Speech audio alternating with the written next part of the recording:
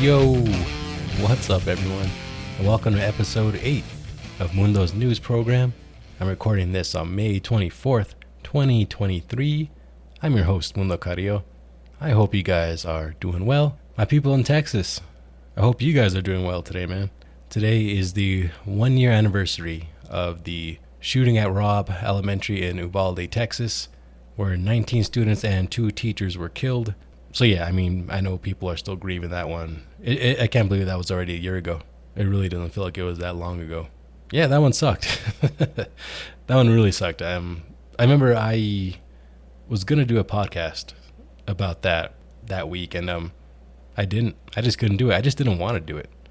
You know, I just didn't want to talk about another one of these shootings. That would just made me sick to my stomach, man. And yeah, it was rough. I know a lot of people, again, are still grieving. And a lot of children are still, I'm sure, very much traumatized by it. It was just a horrible, horrible thing. I hope you guys are doing well out there today. A lot of painful memories today, I'm sure. This was another one where it showed how horribly the police department had responded to this. And I think it shone a lot of light on maybe how police departments should respond to situations like this.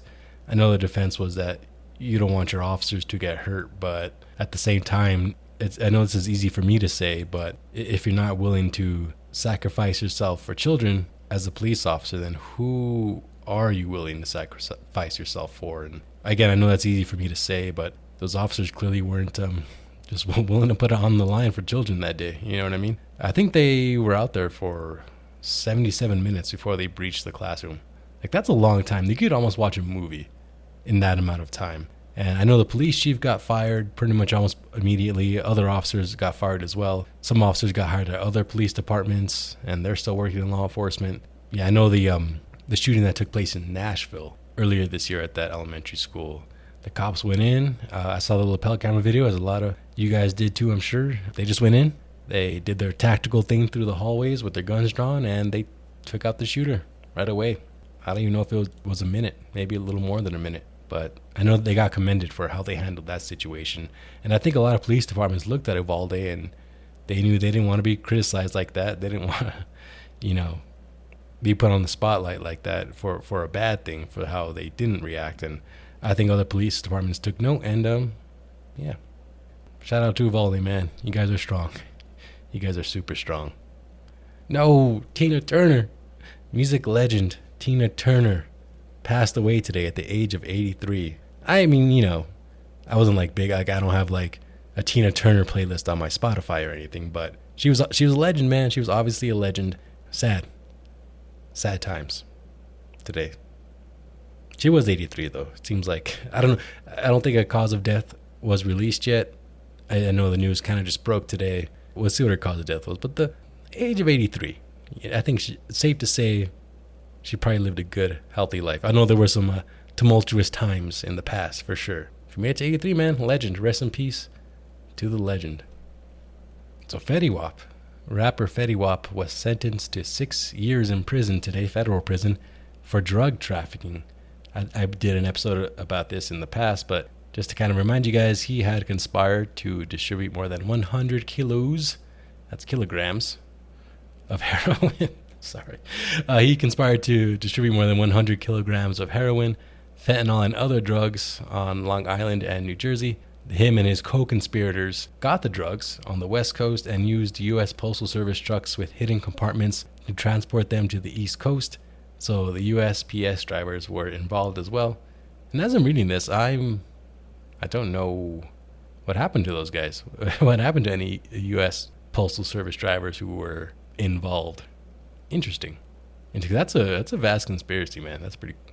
It's like you'd see that in like a movie or like on Breaking Bad or something, So last August, the rapper pleaded guilty to the charges. His lawyer had said in the past that he had turned to selling drugs due to financial hardship brought on by the COVID-19 pandemic. But in court on Wednesday, he did take full responsibility for his actions and said that he was in this situation because of his own selfishness, and that he deserved whatever sentence that was handed down to him.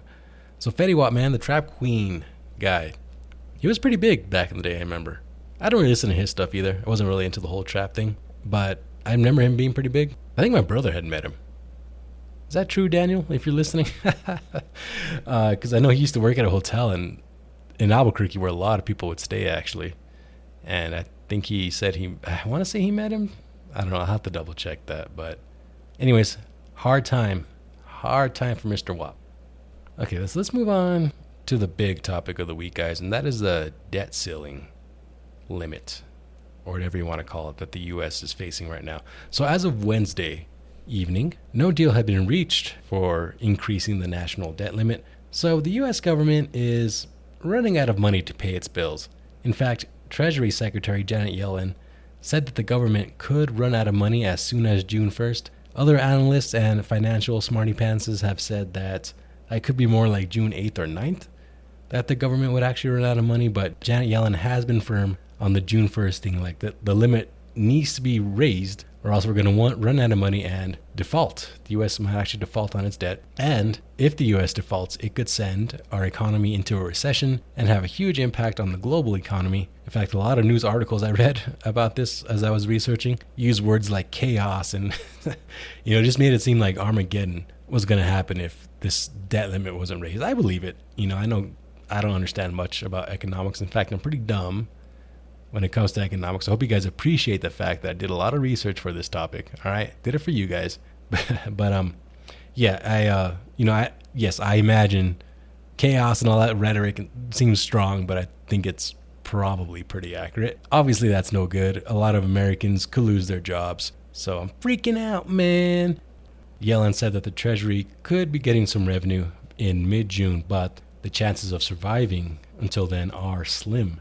Payments for military salaries and retirement funds are supposed to be issued on June 1st, and Social Security payments are set to go out on June 2nd. It's not clear what happens to those payments if the government runs out of money. I did see on CNN earlier that Social Security payments could be delayed.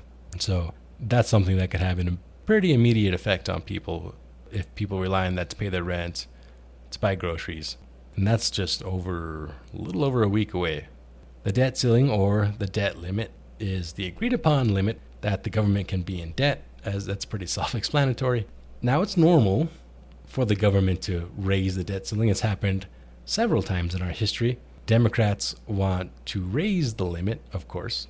The limit needs to be raised. But Republicans want to use this as an opportunity to get the Democrats to cut government spending before they agree to any deal. You see, the Republicans, they took over the House in January, and now they're coming for that ass, so to speak. But I was reflecting on this today. It's like, why can't they just come to a deal? Why is it so hard? But there's a lot of people you have to please. You have to please a lot of Republicans, a lot of Democrats, a lot of people just have to come to an agreement to get enough support to get it through. And I think that's where the difficulty lies.